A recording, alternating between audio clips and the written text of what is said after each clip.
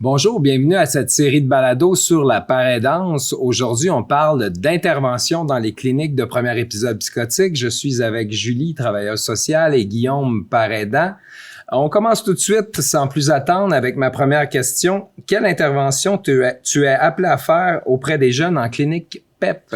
Les interventions en PEP, c'est quelque chose d'assez large. Tu sais, autant que je peux intervenir individuellement avec un jeune, que je peux intervenir en co-intervention, que ce soit avec les autres cliniciens ou les psychiatres, souvent dans le but de faire un pont, carrément, qu'on intervient à trois, tu sais, plusieurs expertises. On a et tout une grande gamme de groupes à notre PEP. Tu sais, on a un groupe de café, le but c'est surtout de briser l'isolement. Moi, je suis là, fait que des fois, c'est des bons contextes pour utiliser le vécu puis normaliser le vécu de ces jeunes-là. Autour d'un café en plus. Oui, en plus. Il y a le groupe de sport qu'on fait, que j'ai pu participer, que c'est tout simplement aller marcher en forêt avec nos jeunes, un autre moment d'échange informel, que c'est plus teinté de légèreté. Il y a le groupe repère qu'on anime à notre PEP, qui est plus un groupe d'éducation à la psychose, où est-ce que on parle des symptômes, qu'est-ce qui a mené à ça, les facteurs de risque, de rechute, la toxicomanie, la médication. Donc, c'est vraiment d'un but éducatif, ce groupe-là. J'ai déjà été aussi amené à témoigner dans un groupe plus pour les proches. On n'avait pas de paraidant famille, mais j'ai quand même fait un témoignage de où j'en étais rendu. Donc, c'est à peu près ça. Il existe d'autres groupes à certains autres PEP. Nous, c'est sûr, on les fait pas absolument toutes non plus, mais on a notre gamme de groupes qu'on fait de façon récurrente. J'ai eu la chance tout récemment de commencer à animer un groupe de musique. Puis c'est très cool là, de voir qu'est-ce que ça donne. Là. C'est vraiment un privilège pour moi d'animer ce groupe-là. Deuxième question pour toi, Guillaume. Selon ton expérience, quelles sont les principales réalités vécues par les jeunes que tu accompagnes au quotidien? Les réalités de nos jeunes varient énormément d'un jeune à l'autre. Comme, tu sais, moi, ce que j'ai en tête, c'est vraiment, il y a des jeunes que c'est comme qui avaient déjà une vie en cours avec beaucoup de choses qui se passaient déjà, qui étaient aux études, qui avaient des familles, des emplois. Il y en a des jeunes qui sont un peu plus, soit plus jeunes, qui ont moins de vécu, tout simplement, parce que t'en as qui ont comme un vécu très complet, puis que ça vient chambouler une vie qui était déjà remplie de responsabilités et de plein de choses. Il y en a d'autres que c'est plus des gens qui se cherchent, suite à la psychose, mais qui pouvaient se chercher même avant la psychose.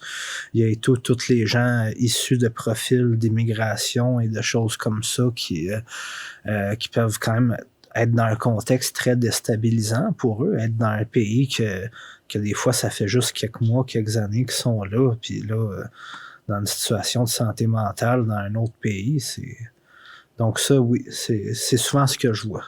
C'est des situations où le stress est à son comble, puis on sait que la psychose est pratiquement directement reliée au stress. Toi, en tant que clinicienne, tu vois-tu des réalités qui sont parfois souvent similaires à ce que Guillaume je vois vraiment tout ce que Guillaume dit reflète bien. T'sais, de mon âme, c'est sûr, je le vois. Il y a toute cette conjoncture-là à être en transition de vie, préparer sa vie, construire son avenir, puis tu sais, de vivre un premier épisode de psychose pour la première fois, tu sais, où est-ce qu'on sait pas qu'est-ce qui nous arrive, c'est pas plaisant toujours, évidemment. Les proches, même chose, tu sais, ils voient leur jeune qui aime changer, tu sais, puis ça peut être drastique des fois ou graduel, mais ça perturbe vraiment les proches aussi, puis sans compter le jeune, des fois ça... Fait que c'est sûr que de ce côté-là, c'est la conjoncture aussi, parce que tout est à un peu... faut éviter une interruption aussi de la vie de la personne, tu sais, fait que c'est sûr que de ce côté-là, je dirais que par rapport à une personne plus vieille qui aurait des acquis, je sais pas, vivre en logement, etc., tu sais, ou avoir déjà son diplôme, ou tu sais, il y a tous ces enjeux-là à éviter le plus de conséquences possibles, aider la personne et penser à long terme pour son avenir. Fait que, tu sais, je pense qu'au niveau des jeunes, qu'est-ce qu'ils vivent, c'est que il y a toute cette attente-là sociétale, puis il y a toute la construction de l'identité. Tu sais, est-ce qu'on veut être associé à la santé mentale dans notre construction d'identité? Pas toujours, tu sais. Fait que c'est sûr que vive les pères aidants famille, parce que c'est des modèles d'espoir qui facilitent cette construction-là malgré des enjeux comme une psychose. Ouais. Tu sais, on parle justement des réalités de ces personnes-là. Là. Selon vous, quels sont les plus grands défis ou préoccupations des proches ou des jeunes que vous accompagnez? De quelle façon vous les soutenez? Ouais, c'est ça. C'est sûr que, tu sais, il y a justement, les proches, je me dis, au niveau du soutien, en fait, les jeunes, les proches, là, il y a beaucoup d'interventions dans, tu sais, comme Guillaume disait. Mais il y avait aussi cet aspect-là d'intervention dans la communauté, je pense, tu sais, fait que dans toutes les sphères, mais au niveau des proches, tu sais, il y a souvent, au niveau de la parentance famille, ce qu'on remarque, c'est que il y a comme des contacts systématiques, des fois au début qui se font, souvent, tout le temps, finalement, systématiquement, à l'admission d'un jeune dans un PEP, tu sais, la parentance famille qui peut contacter les proches, laisser savoir qu'elle existe et expliquer qu'est-ce qu'elle peut faire, tu sais. Ça peut vraiment être un aidant pour les proches qui sont finalement qui connaissent pas toujours nécessairement le système, qui se demandent si leur jeune va aller mieux, si leur jeune va pouvoir construire son avenir comme il voulait. Fait que ce soutien-là arrive souvent des fois dans des périodes intenses, puis au début pour les proches. C'est certain, mais après ça, tu sais, c'est comme n'importe quel jeune, je pense, tu sais, il y a son avenir à construire, ses intérêts, son exploration, mais il y a aussi cette familiarisation-là avec la psychose, si on veut, le fait dans le but de prévenir, tu sais, puis même chose pour les proches aussi, dans le but de pouvoir refléter que ça va moins bien, fait c'est à peu près ça, je dis. Ben, tu sais, quand tu dis qu'il y a une approche systématique au niveau de la parentance famille, c'est tellement quelque chose qui est important, selon moi, là, tu sais, je prends en considération que il y a plusieurs jeunes qui sont suivis en clinique PEP, puis souvent, ils n'ont pas d'idée qu'il y a des parents aidants disponibles ou qu'ils sont pas au courant. Fait que, tu sais, que ce soit de façon systématique, je trouve ça bien en parents aidants famille. Puis, d'ailleurs, comment les parents aidants famille sont-ils intégrés au suivi, là? Oui, de façon systématique, mais comment on intègre ça à un suivi au niveau des proches? Ben, d'emblée, tu sais, il y a toujours d'abord le respect du jeune, tu sais. Fait qu'il faut que minimalement, l'exigence minimum pour soutenir, c'est qu'il accepte que ses parents proches savent qu'il y a un suivi dans un PEP. Pour ce qui est du reste, ben, tu sais, le niveau d'implication peut varier. Selon justement qu'est-ce que le jeune décide, mais fait que ça peut être d'emblée, qu'est-ce qu'on aime, c'est une implication totale, tu sais, qui sont au courant, qui soutiennent, qui sont impliqués dans des interventions conjointes, etc. Mais c'est ça, dans la mesure où vraiment, tu sais, le jeune veut, mais il y a aussi cet aspect-là, il y a des groupes de soutien, tu sais, des groupes de psychoéducation pour les proches, puis il y a aussi des groupes de rétablissement aussi. Fait que puis sans compter, tu sais, les appels individuels un peu aussi, là, avec les interventions individuelles pour la parentance famille. Ben c'est ça. Après ça, ça varie selon le niveau de partage d'informations. Tu sais, puis on sera toujours dans le respect de la confidentialité face aux jeunes, parce que c'est pas tous les jeunes qui donnent l'autorisation. Puis tu avais partagé, Guillaume, d'ailleurs, dans un groupe d'accueil. C'est tellement pertinent d'avoir des personnes qui ont vécu l'expérience en tant que famille pour l'avoir donné à quelques reprises, ce groupe-là. Je voyais les parents ou les proches qui étaient comme « Ah, c'est possible de se rétablir, là. » On est au courant qu'il peut y avoir des enjeux de consommation. Comment intervenez-vous dans ces moments-là? Je dirais les enjeux de consommation, plus que jamais, c'est du cas par cas. En termes de, tu sais, il y a des drogues ou l'alcool que c'est comme plus accepté ou qu'on peut être porté à voir ça comme plus de quoi de soft comme consommation, alors qu'il y a d'autres drogues, tu sais, que je pense qu'il faut rester alerte à soi-même, de pas tout le temps être dans l'urgence de dire à une personne comme tu dois arrêter ou tu dois ou il faut ou tout qu'est-ce qui touche ces choses-là. Moi, ma philosophie, c'est souvent que ces jeunes-là, ils savent déjà ou ils l'entendent déjà quelque part, qu'ils doivent faire plus attention ou voire même cesser un certain type de consommation, mais c'est de montrer énormément de curiosité à leur égard. Tu sais, pourquoi consommes-tu? Comment? Quel bienfait ressort de cette consommation-là? S'il y aurait zéro bienfait, ils ne consommeraient pas, mais c'est sûr, on souhaite que dans certains cas, que la balance elle aille plus du côté « Oh, il y a peut-être peut-être plus de désavantages à une consommation. Il y a tout le volet de dangerosité potentielle. Tu sais, est-ce que le jeune est à haut risque de se désorganiser s'il prend, par exemple, de la speed, de la cocaïne, puis qu'il y a déjà plusieurs rechutes? Il peut y avoir des risques d'overdose, des choses comme ça. Donc, il y a une grosse portion que c'est de la réduction des méfaits, puis de l'éducation et tout, je pense, par rapport à la drogue, mais sans être dans le jugement ou dans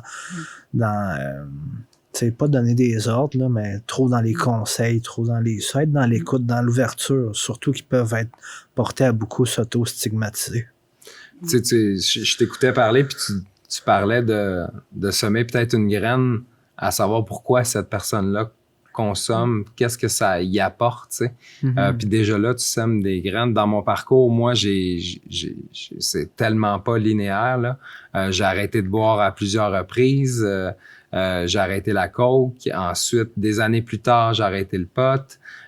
Puis des années plus tard, j'ai arrêté l'alcool. Fait de garder une ouverture, puis de travailler plus en réduction des méfaits, ça fait tout son sens. Ce que les proches comprennent pas nécessairement toujours, malheureusement. Mais c'est ça qui est prouvé le plus efficace, là. Au niveau de la réduction des méfaits, c'est ça qui fonctionne le plus chez nos jeunes, là. Un autre gros défi en clinique PEP, c'est l'acceptation. L'acceptation d'avoir une maladie mentale puis d'avoir à prendre un médicament pour la première fois. Qu'est-ce qui vous vient en tête quand je vous dis ça? Mais bon, une chose est sûre, quand il s'agit de l'acceptation même de la santé mentale, ça et tout, c'est une autre affaire que c'est beaucoup du cas par cas. Il y a des gens qui sont très... qu'on dirait que ça leur dérange pas plus qu'il faut, puis qui est très collaborant au suivi, puis que c'est pas tant de quoi qui joue sur leur estime ou leur sentiment de sécurité, alors que d'autres, il y a des gens que c'est vraiment...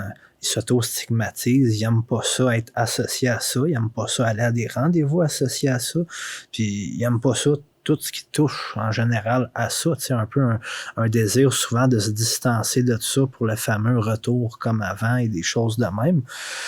Il y a aussi une gamme de jeunes qui malheureusement, que ce soit de l'anosognosie ou un manque d'autocritique par rapport à la maladie, qui dans certains cas, on peut pas toujours changer comment que le jeune perçoit ça.